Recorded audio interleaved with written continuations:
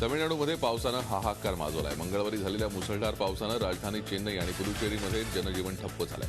अनेक भागात पाणी साचलंय. सततचा पाऊस आणि ढगाळ हवामानामुळे चेन्नई एअरपोर्ट तात्पुरतं बंद ठेवण्याचा निर्णय मंगळवारी संध्याकाळी घेण्यात आला.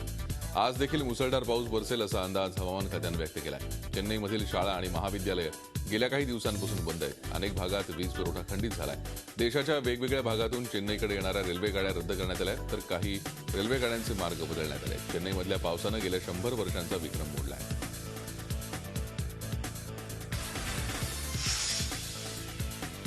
काँग्रेस उपाध्यक्ष राहुल गांधी यांनी लोकसभेत असहिष्णुतेवरती आक्रमक भूमिका घेतली. यावेळी त्यांनी पंतप्रधान नरेंद्र मोदींवर जोरदार हल्ला चढवला. भाजपच्या मंत्र्यांनी बेजबाबदार वक्तव्य केली. मात्र पंतप्रधानांनी केवळ बघ्याची भूमिका घेत मौन बाळगल्याचा आरोप राहुल गांधींनी केला. तर देशात काँग्रेसच्याच काळात सर्वात जास्त असहिष्णू घटना घडल्याचा पलटवार केंद्रीय गृहमंत्री राजनाथ सिंह यांनी केला.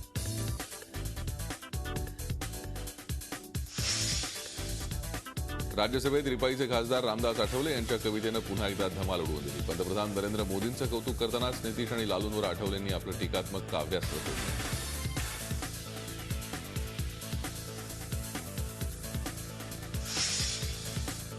उद्योग, व्यापार आणि सर्व्हिस क्षेत्रात भारतानं मोठी प्रगती केल्यामुळे भारताचा विकास दर वाढला. यंदा जुलै ते सप्टेंबर या तिमाहीत भारताचा विकास दर वाढून 7.4% झालाय. वाढलेल्या विकास दरामुळे भारत जगात सर्वात वेगानं वाढणाऱ्या अर्थव्यवस्थेत चीनच्या पुढे गेलाय.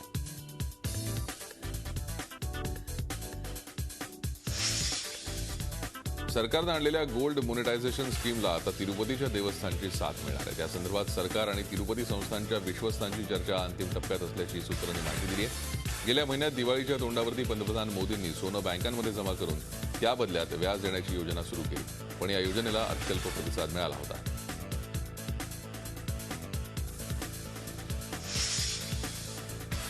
वातावरणातला बदल हा अख्ख्या जगाला भेडसावणारा मोठा धोका आहे. त्याचा सामना नेटानं करायचा आहे अशी आग्रहाची भूमिका अमेरिकेचे अध्यक्ष बराक ओबामा यांनी मांडली आहे. पॅरिसमध्ये आयोजित वातावरणातल्या बदलांसंबंधीच्या बैठकीत ते बोलत होते.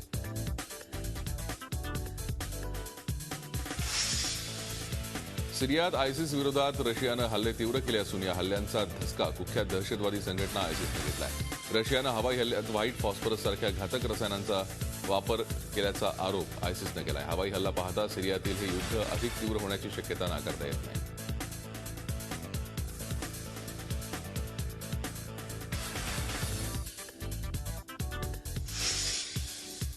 पोप फ्रान्सिस यांनी मस्जिदला भेट देत आपल्या आफ्रिकेच्या दौऱ्याची सांगता केली. आपण धर्माला नाकारू शकत नाही, मात्र कट्टरवाद्यांमुळे इतिहासात आपल्याला अनेकदा धार्मिक युद्ध पाहायला मिळाल्याचं त्यांनी सांगितलं.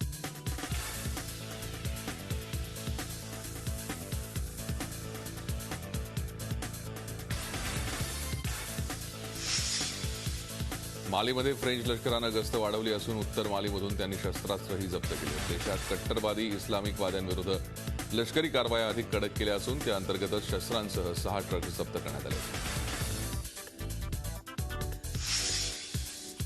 टर्की सैन्यानं मानवी तस्करी करणाऱ्या तिघांना ताब्यात घेतलंय. ग्रीकद्वारे युरोपात 1300 जणांचं स्थलांतर हे तिघजण करत होते. लेस्बॉस इथे या तिघांना ताब्यात घेण्यात सैनिकांना यश आलंय.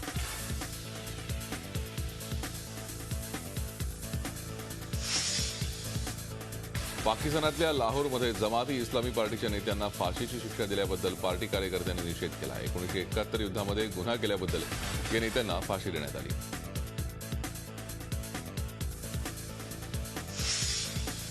चीनमध्ये झालेल्या एका विचित्र अपघाताचा व्हिडिओ सध्या सोशल साईट्सवरती व्हायरल झाला आहे. 3 वाहनं हवेत उडून त्यांची टक्कर झाली होती. एक मिनी बस अचानक हवेत उडून हा अपघात घडला.